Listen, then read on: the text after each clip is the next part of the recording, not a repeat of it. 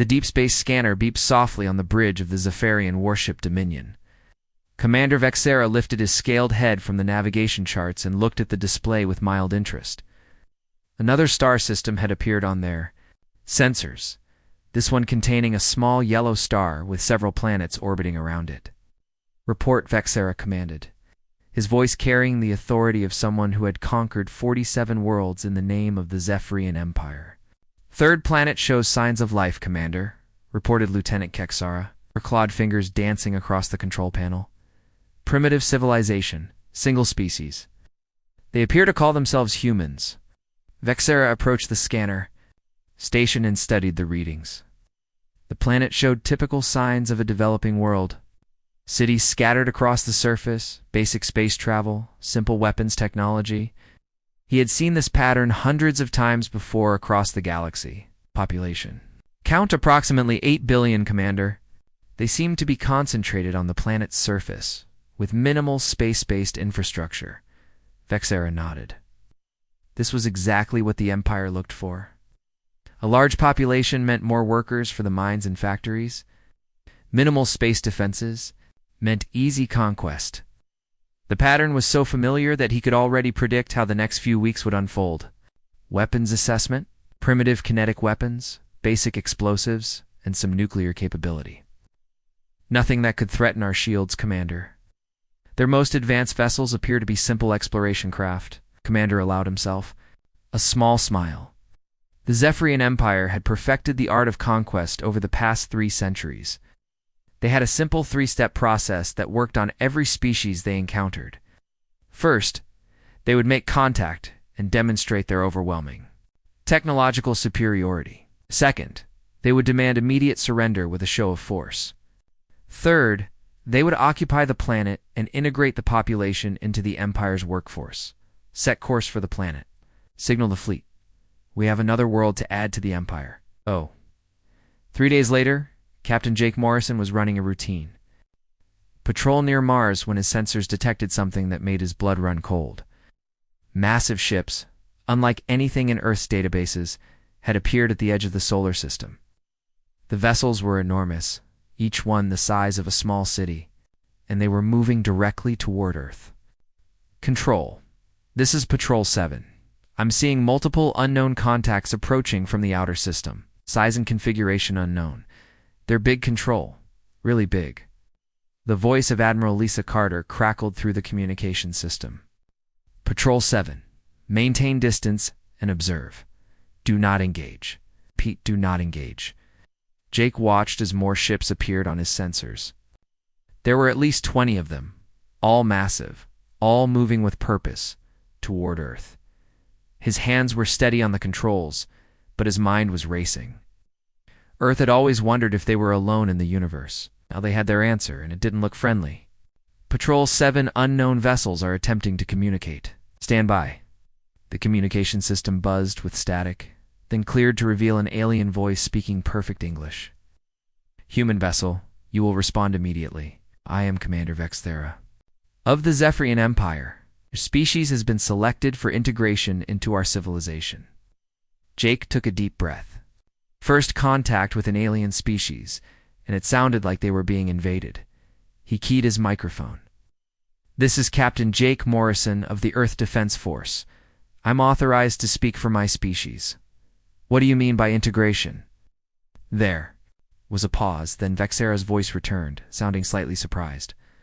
"You speak with unusual calm for a primitive species.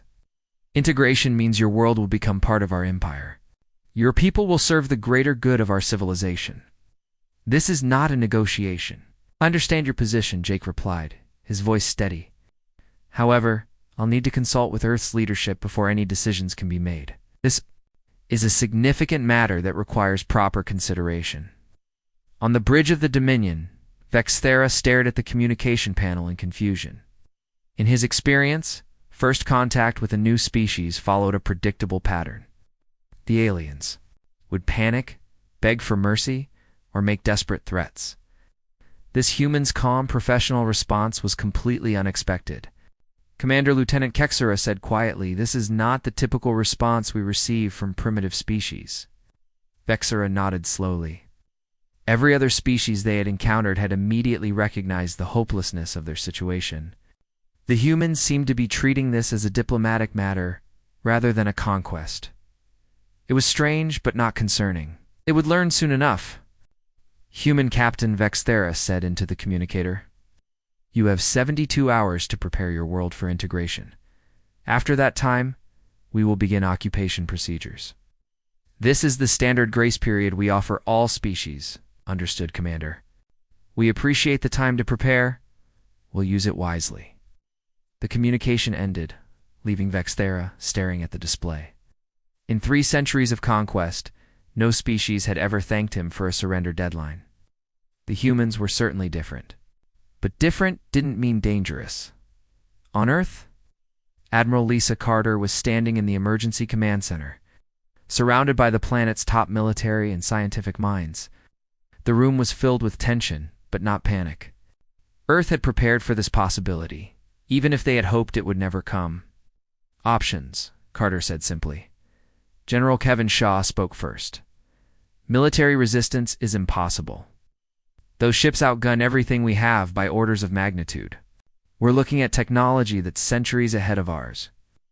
Dr. Nathan Cross, Earth's leading xenobiologist, stepped forward. "I've been analyzing their communication patterns and ship designs. They're clearly experienced at this. Everything suggests they've done this many times before, which means they have a standard procedure," Carter said thoughtfully. "They expect us to respond in a certain way." Colonel Amy Rodriguez raised her hand. "What if we don't give them what they expect?" Carter turned to her with interest. "Explain." "Every conqueror in history has relied on predictable responses from their enemies. Fear, panic, desperate resistance. What if we respond in ways they've never encountered before?" Dr. Alina Price, the base psychologist, nodded. "If they've conquered hundreds of worlds using the same methods, they'll expect the same responses. Unpredictability could be our greatest weapon." Carter walked to the large display showing the alien fleet. The ships hung in space like deadly. Flowers beautiful and terrifying. We can't beat them with weapons. We can't outrun them. But maybe we can confuse them. "What are you thinking, Admiral?" Shaw asked. "Protocol 7, Carter said quietly. "We always said it was theoretical. Now we get to find out if it works." Protocol 7 was Earth's most unusual military doctrine. Instead of focusing on defeating an enemy through superior firepower, it was designed to defeat an enemy through superior psychology. The plan was based on the idea that any species capable of interstellar travel would have certain expectations about how primitive worlds would respond to invasion. "Begin Phase 1, Carter ordered. "All cities maintain normal operations. All space traffic continues on schedule. I want the planet to look like we're not taking this seriously." "Admiral, that's incredibly dangerous," Shaw protested. "So is everything else we could do," Carter replied. "But this is the one thing they won't expect. We're going to act like we're not afraid of them." Over the next 72 hours, Earth transformed itself into something that had never existed before in the galaxy. A world that was facing invasion and responding with curiosity instead of terror. News broadcasts discussed the aliens like they were interesting visitors rather than conquerors. Scientists publicly expressed excitement about the opportunity to study alien technology. Captain? Jake Morrison continued his patrols, now serving as Earth's primary liaison with the alien fleet. Each day he exchanged polite communications with Commander Vexthera, treating the alien leader like a foreign dignitary rather than an enemy. The psychological effect on the Zephyrian forces was immediate and disturbing. They had never encountered a species that didn't immediately recognize the hopelessness of their situation. The humans seemed to be treating the invasion as an opportunity rather than a disaster. Commander. Vexthera found himself studying the human responses with growing confusion. Every tactical manual in the Zephyrian fleet said that primitive species would respond to overwhelming force with predictable patterns of behavior. The humans were violating every rule of conquest psychology as the 72-hour deadline approached. Vexthera realized that he was about to attempt the conquest of a species that seemed genuinely unafraid of his fleet. For the first time in his military career, he was uncertain about the outcome of a battle before it began. Earth was ready for whatever came next. but they were ready in ways that the Zephyrian Empire could never have imagined. Oh, the real battle was about to begin, and it would be fought with weapons that no alien conqueror had ever encountered before. The 72 hours passed like a dream that refused to become a nightmare. Commander Vexthera stood on the bridge of the Dominion, watching Earth grow larger on the main screen. His invasion fleet had taken perfect formation around the planet, a show of force that had brought every other species to their knees within hours. But the humans continued their daily routines as if nothing had changed. "Commander, Lieutenant Kexera reported, her voice uncertain. The humans are requesting permission to dock with our ship." Vexera turned sharply. "They want to dock with us?" "Yes, sir. They say they have diplomatic representatives ready to discuss terms of integration. They seem eager to begin negotiations." This was wrong. Everything about this situation violated 3 centuries of conquest experience. Species were supposed to hide, fight, or beg for mercy. They were not supposed to volunteer for meetings with their conquerors. "Allow them to dock," Vexera ordered, "but maintain full security protocols." 2 hours later, General Kevin Shaw walked calmly through the corridors of the alien warship. He was flanked by Dr. Alina Price and Captain Jake Morrison, both of whom appeared completely relaxed, despite being surrounded by armed alien warriors. The Zephyrian soldiers seemed more nervous than the humans. The meeting room was impressive, clearly designed to intimidate visiting species. The walls were lined with weapons from conquered worlds, and the table was made from a metal that seemed to absorb light. Commander Vexthera sat at the head of the table, his scaled features set in what he hoped was a commanding expression. "General Shaw," Vexthera began, "you are here to discuss the terms of your planet's surrender?" Shaw nodded pleasantly. "We're here to discuss the terms of integration, yes. We're very interested in learning about your civilization." The alien commander blinked slowly. "Learning about our civilization?" "Of course," Dr. Price said, leaning forward with genuine enthusiasm. "This is the most significant event in human history. We're meeting representatives of a galactic empire. Scientific opportunities alone are incredible." Vexera looked at his aide, who shrugged helplessly. "You understand that your planet is being conquered? You understand that you're offering us membership in your empire?" Shaw replied. "We're honored by the invitation, though we have some questions about the process." "Questions?" Captain Morrison opened a folder and spread several documents across the table. "We've been analyzing your fleet composition and technology signatures. Your engineering is fascinating. We'd love to learn more about your propulsion systems." Lieutenant Kexera whispered urgently in Vexera's ear. "Commander, they're treating this like a cultural exchange program." The meeting continued for 3 hours, with the humans asking detailed questions about Zephyrian technology, culture, and government. They took notes, requested clarifications, and seemed genuinely excited about every answer. By the end, Vexthera felt like he had been interviewed rather than conducting a surrender negotiation.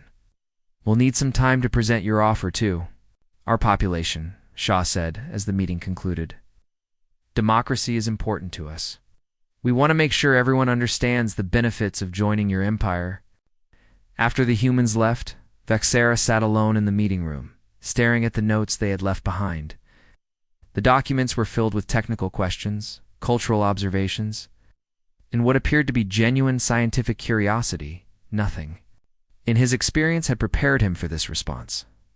On Earth, the human delegation returned to find a planet that had spent the day preparing for something that looked suspiciously like a celebration rather than an invasion. Dr. Nathan Cross met them at the landing pad, his face bright with excitement. "How did it go?" he asked. "Better than expected," Dr. Price replied. "They're completely confused. They've no idea how to handle a species that's actually interested in them rather than terrified of them." "Did you get the technical data we needed?" Shaw nodded. "Everything we hoped for and more. They answered every question we asked because they thought we were surrendering. They have no concept of information security when dealing with primitive species." In the command center, Admiral Carter reviewed the intelligence gathered from the meeting. The data was invaluable, but more importantly, the psychological profile of the aliens was becoming clear. "They're used to dealing with fear," she said. To her assembled staff, their entire conquest strategy depends on intimidation and demoralization. They've never encountered a species that treats invasion as an opportunity. Colonel Amy Rodriguez had been monitoring Zephyrian communications. Throughout the day, their fleet commanders are reporting unusual stress levels among the troops. Apparently, our lack of panic is causing morale problems. Explain, Carter said. Think about it from their perspective, Rodriguez continued. They've conquered hundreds of worlds using the same basic approach. Show up, demonstrate superior firepower, accept surrender. It's become routine for them. But we're not following the script. Dr. Alina Price nodded. Classic psychological warfare. We're forcing them to question their assumptions about conquest. If we're not afraid, maybe they should be. What's our next move? Shaw asked. Carter smiled. We give them what they want, but not in the way they expect it. The next day, cities across Earth began displaying signs welcoming their new Zephyrian neighbors. Children drew pictures of alien ships for school projects. Scientists published papers about the potential for technological exchange. The news media treated the invasion like the arrival of exchange students rather than conquerors. Captain Maria Santos led a team of engineers to the landing zones that the Zephyrians had designated for their ground forces. Instead of building defenses, they constructed welcome centers with translation equipment and cultural information displays. This is insane, muttered Sergeant Tony Blake as he helped assemble a display about human music. We're throwing them a welcome party. That's exactly the point, Maria replied. They expect us to hate them. Instead, we're going to love them to death. The psychological impact on the Zephyrian forces was immediate and severe. Ground troops reported feeling uncomfortable with the constant human attention. Everywhere they went, humans approached them with questions, offers of food, and requests for photographs. Engineer Betty Williams became famous across the fleet when she approached a Zephyrian soldier and asked if she could examine his weapon. When he refused, she thanked him politely and asked if he would be willing to discuss the theoretical principles behind the technology instead. I'm not trying to steal your secrets, she explained. I'm just curious about how you solve the energy distribution problem. Our scientists have been working on similar issues for decades. The soldier, completely unprepared for a technical discussion with a primitive species, found himself explaining basic principles of Zephyrian engineering. Within an hour, Betty had learned more about alien technology than most species discovered. In years of research, Commander Vexera received hourly reports from his ground commanders, each one more confused than the last. The humans were treating the occupation like a cultural festival. They were eager to learn, willing to cooperate, and genuinely excited about the presence of alien technology. Sir, reported Captain Dexmana from the London landing site, the humans have set up educational displays about our culture. They're teaching their children about the Zephyrian Empire. Positively? What do you mean positively? They're presenting our conquest of their world as a historical achievement? They're calling it the day humanity joined the Galactic community. Vexthera felt a headache building behind his eyes. Are they resisting it all? Not in any way we recognize, sir. They're asking questions, taking notes, and treating our soldiers like honored guests. Some of my troops are starting to feel guilty about the conquest. Guilty? The humans are so grateful for the opportunity to learn about our civilization that the soldiers feel like they're taking advantage of innocent people. For the first time in his military career, Vexthera realized that he was losing control of a conquest not through enemy resistance, but through enemy cooperation. The humans were defeating his forces with kindness, curiosity, and genuine enthusiasm. Dr. Rick Stone led a team of scientists who had been studying the Zephyrian occupation forces with the same intensity that others might study a new species of butterfly. They cataloged alien behavior patterns, analyzed their technology, and began to understand the psychological foundations of the Empire. They're not explorers, Rick explained to his team. They're conquerors. There's a difference. Explorers adapt to new situations.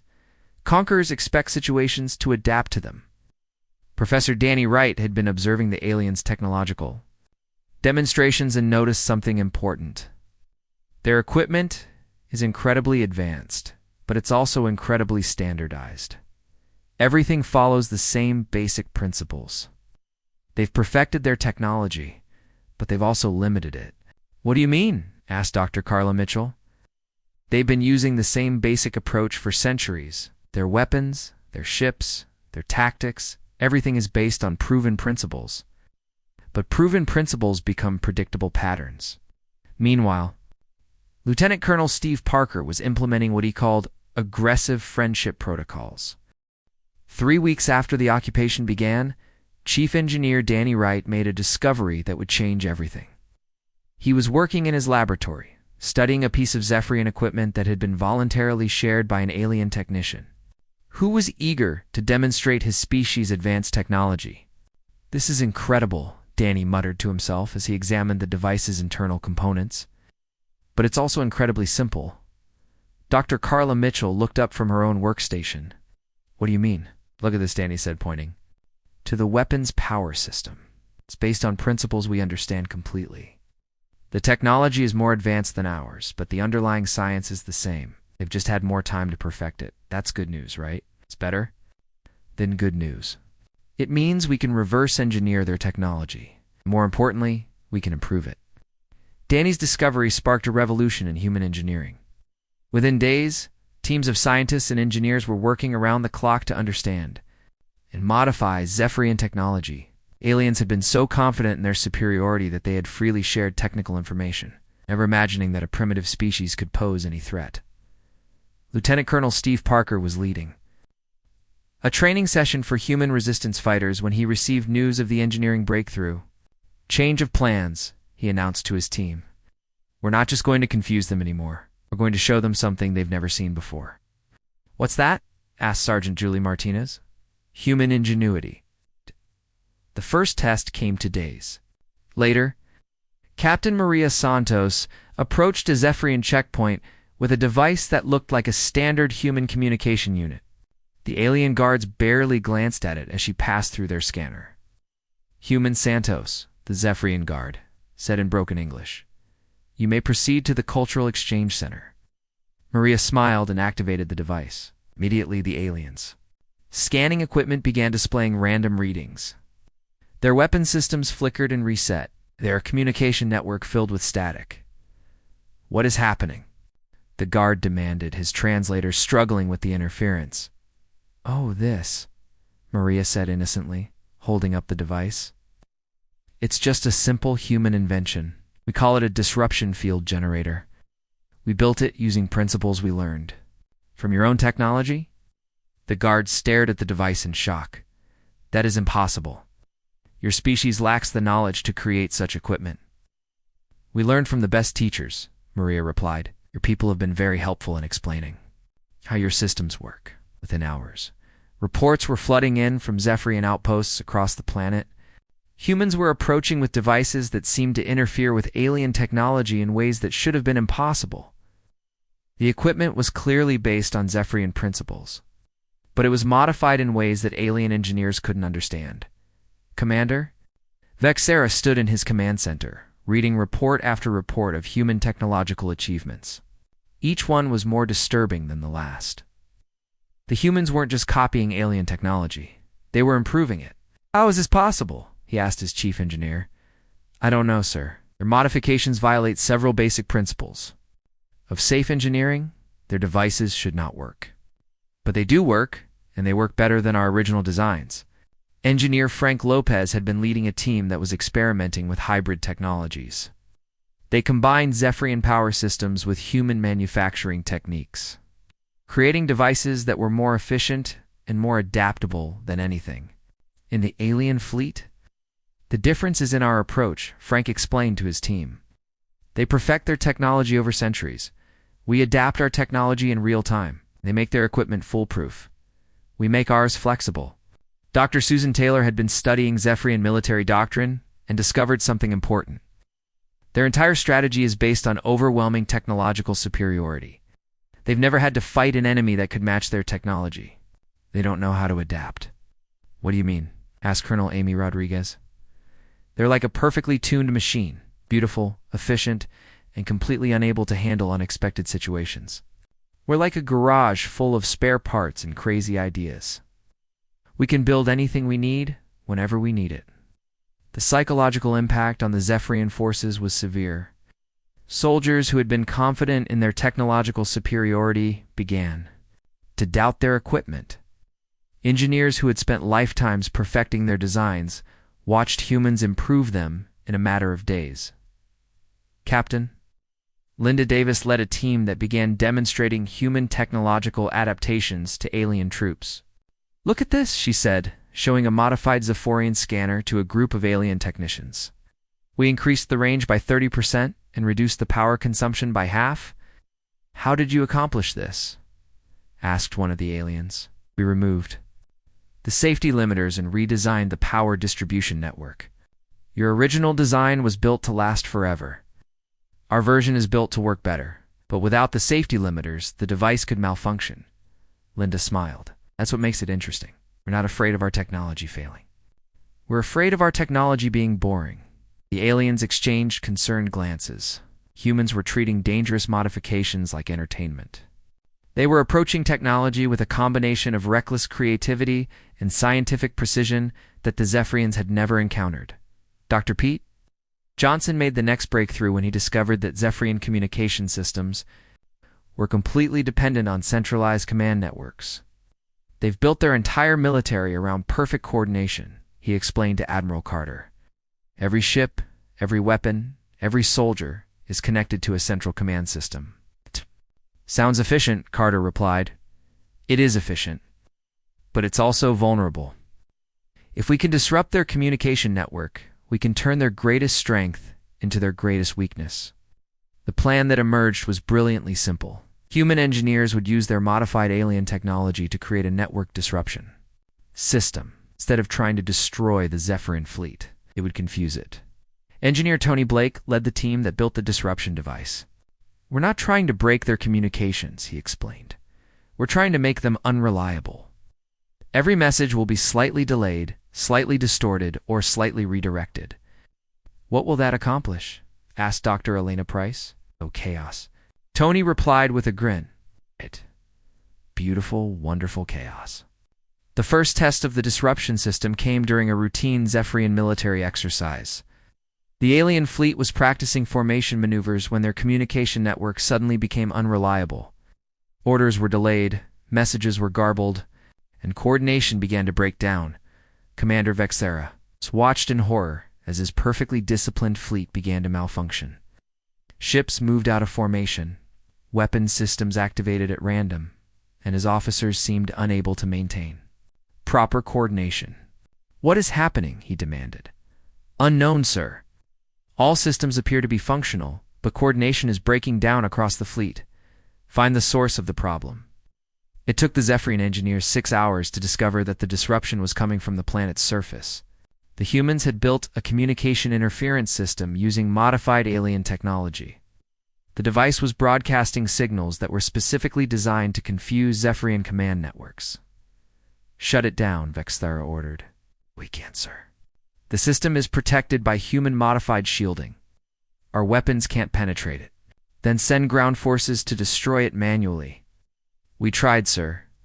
The humans have built multiple devices, all protected by different systems. Every time we destroy one, they activate another." For the first time in his military career, Vexthera realized that he was facing an enemy that was not just unafraid of his technology, but capable of turning it against him. The humans had spent weeks learning from their conquerors, and now they were using that knowledge to demonstrate something that the Zephyrian Empire never encountered. Human unpredictability? Major Carol Evans led a team of soldiers who were demonstrating human military tactics to confused alien troops. "The key to human warfare," she explained, "is that we don't follow rules. We adapt to situations. But military doctrine requires standardized procedures," protested a Zephyrian officer. "That's your problem," Carol replied. "You've standardized everything. Your weapons, your tactics, your responses. We've studied your procedures for weeks. We know exactly what you're going to do before you do it." "That is impossible. Our military doctrine has been proven effective for centuries against enemies who follow military doctrine. We don't follow military doctrine. We make it up as we Go along. The demonstration that followed was both terrifying and impressive. Human soldiers moved in patterns that violated every principle of military strategy. They attacked when they should have retreated, defended positions that had no strategic value, and used tactics that seemed completely random. But the random tactics worked. The Zephyrian forces, trained to respond to predictable enemy behavior, found themselves constantly outmaneuvered by humans who seemed to have no plan at all. Lieutenant Roger Clark led a successful raid on a Zephyrian supply depot using tactics that were so unconventional they bordered on insane. 6 months after the invasion began, Commander Vexithara received a message that would haunt him for the rest of his life. It came through official Zephyrian communication channels, but the sender was impossible. Commander Vexithara, this is Admiral Lisa Carter of the Earth Defense Force. We need to talk. Vexithara stared at the communication panel in disbelief. The humans were using Zephyrian military frequencies to contact his ship. That should have been impossible. The encryption. Codes were changed daily and required advanced alien technology to access. How did you obtain this frequency?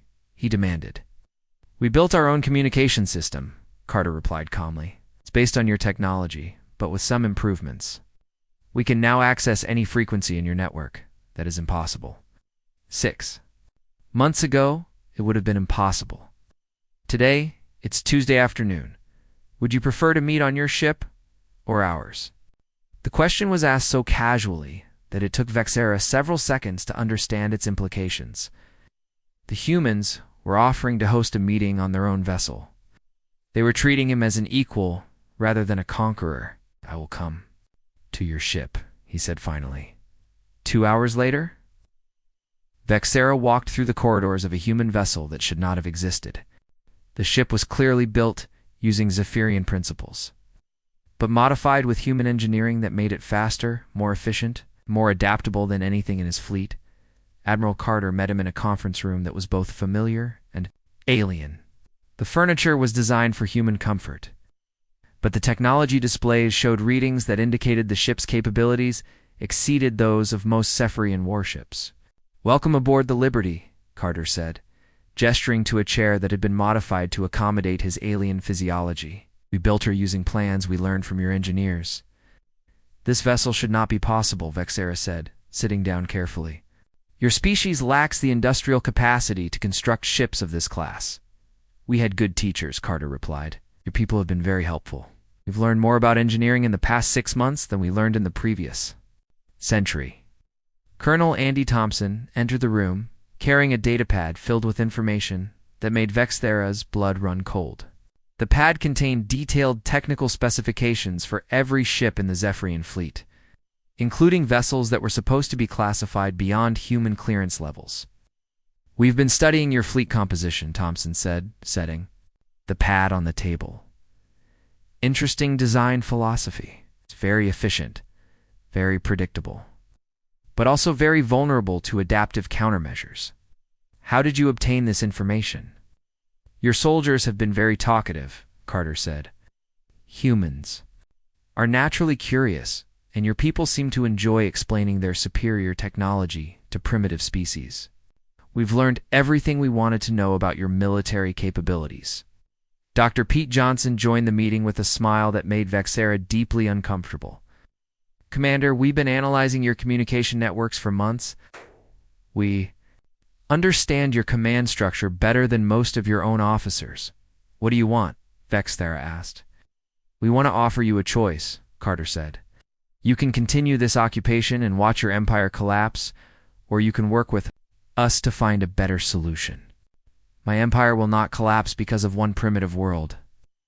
Carter activated a holographic display that showed the entire Zephyrian Empire. Red indicators were appearing on dozens of worlds, showing locations where rebellions were taking place. News of your difficulties here has spread throughout your empire, she explained. Other conquered species are beginning to ask questions. If humans can resist the mighty Zephyrian fleet, maybe they can too. The display showed more red indicators appearing in real time. Worlds that had been peacefully occupied for decades were suddenly experiencing unrest. The human resistance had become a symbol of hope for oppressed species throughout the galaxy. This is psychological warfare, Vexeta said. This is the truth, Carter replied. Your empire is built on the idea that resistance is futile. We've proven that resistance is possible. That changes everything. Captain Linda Davis had been leading attacks on Zephyrians. Installations across the planet using tactics that defied every principle of military strategy. Her latest success had been the capture of a major alien communications center. Accomplished by her team pretending to be a documentary crew making a film about alien technology. The key to defeating the Zephyrians, she explained to her soldiers, is to remember that they've never faced an unpredictable enemy. They have a response for every known military tactic, but they have no response for tactics that don't exist yet. Her team's attack on the communications center had been a masterpiece of human creativity. They had approached the heavily defended facility with cameras and recording equipment, claiming to be making an educational film about Zephyrian technology for human children. The alien guards, confused by the presence of what appeared to be civilian filmmakers in a military zone, had allowed them inside for the documentary. Once inside, the humans had disabled the facility's defenses and taken control of its communications network. How did you know they would fall for that? Asked Sergeant Julie Martinez. I didn't know, Linda replied. But I knew they wouldn't expect it. The Zephyrians have no concept of deception for non-military purposes. They never considered that. Humans might use entertainment as a cover for military operations. Meanwhile, engineer Frank Lopez had been leading a team that was building weapons specifically designed to counter Zephyrian technology. The devices were based on alien principles, but modified with human engineering that made them unpredictable and devastating. The beautiful thing about human engineering, Frank explained to his team, is that we're not afraid to build things that might not work. The Zephyrians only build things that are guaranteed to work perfectly, that makes them predictable. His latest creation was a weapon that used Zephyrian power systems to generate energy fields that disrupted alien technology. The weapon was unstable, unreliable, and completely effective against enemies who expected their equipment to function according to established patterns. Dr. Susan Taylor had been working with resistance movements on other worlds, teaching them the psychological warfare techniques that had proven so effective against the Zephyrians. Her methods were spreading throughout the galaxy, inspiring rebellions on dozens of planets. The secret to defeating the Zephyrian Empire. She broadcast 2 resistance fighters across the galaxy is to remember that they're not actually superior to you. They're just older. They've had more time to develop their technology, but they've also had more time to become rigid in their thinking. Her broadcasts were being intercepted and translated by alien intelligence services. But instead of stopping the transmissions, the Zephyrians found themselves listening to learn how their own weaknesses were being exploited. Lieutenant Roger Clark led the attack that would become known as the Battle of the Impossible Victory. His target was the Zephyrian command ship, the most heavily defended vessel in the alien fleet. The attack succeeded not through superior firepower, but through tactics so unconventional that the aliens' defensive systems were completely unprepared. We're going to attack them by surrendering, Roger explained to his team. That makes no sense, protested one of his soldiers. Exactly, that's why it will work. Roger's team approached the command ship in a small vessel broadcasting surrender signals. The Zephyrians, following standard procedure for accepting surrenders, allowed the ship to dock. Once aboard, the humans revealed that their surrender was actually a delivery system for a weapon that disrupted the ship's command networks. We surrender, Roger announced to the confused alien crew.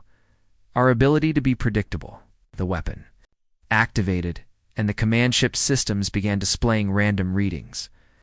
Orders were scrambled, communications were reversed, and the ship's artificial intelligence began following. Human-written programs that turned the vessel's own defenses against the alien crew.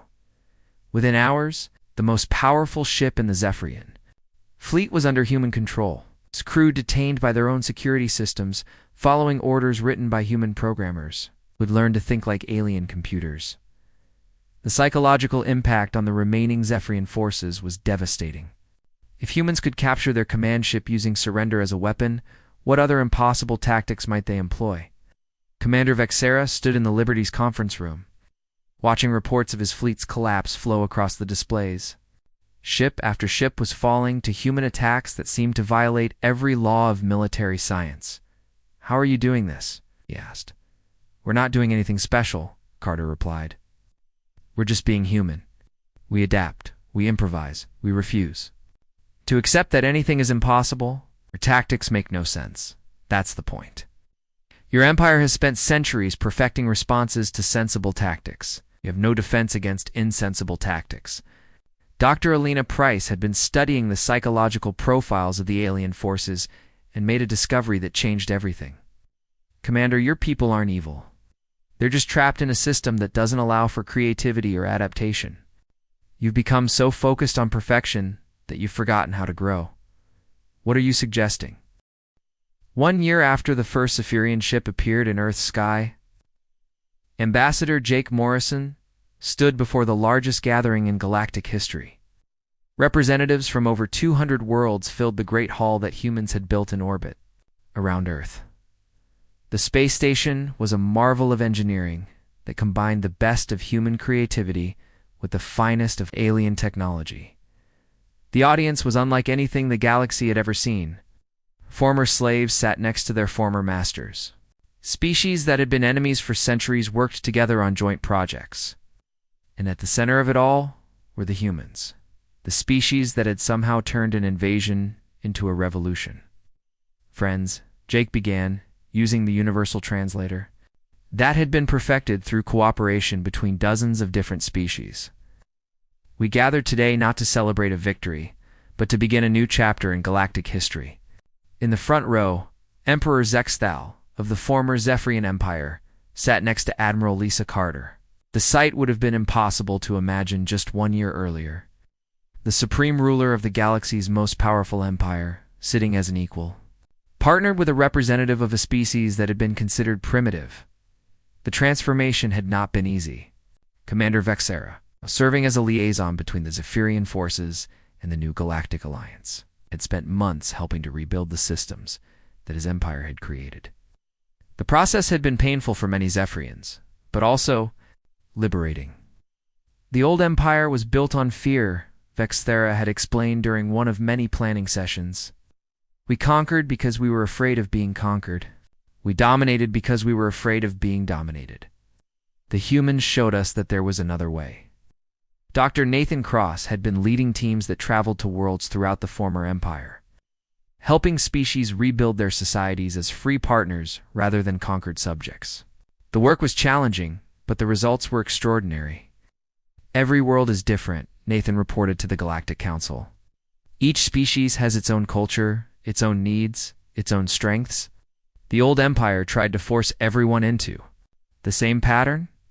The new alliance celebrates those differences. The rebellion that had started on Earth had spread like wildfire throughout the galaxy.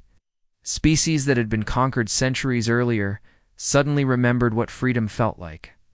Worlds that had been suppressed for generations began to flourish as their people were allowed to develop their natural talents." Dr. Alina Price had been working with former Zephyrian officials to understand how the empire had functioned and how it could be transformed. "It's the amazing thing," she explained, "is that most Zephyrians never wanted to be conquerors. They were just following a system that had been in place for so long that no one remembered why it started." The psychological transformation of the Zephyrian people had been remarkable. Soldiers who had spent their lives enforcing imperial rule discovered that they preferred building things to destroying them. Engineers who had designed weapons began creating tools for exploration and discovery. Captain Maria Santos had been leading the integration efforts, helping former enemies learn to work together. "The hardest part," she said, "is convincing people.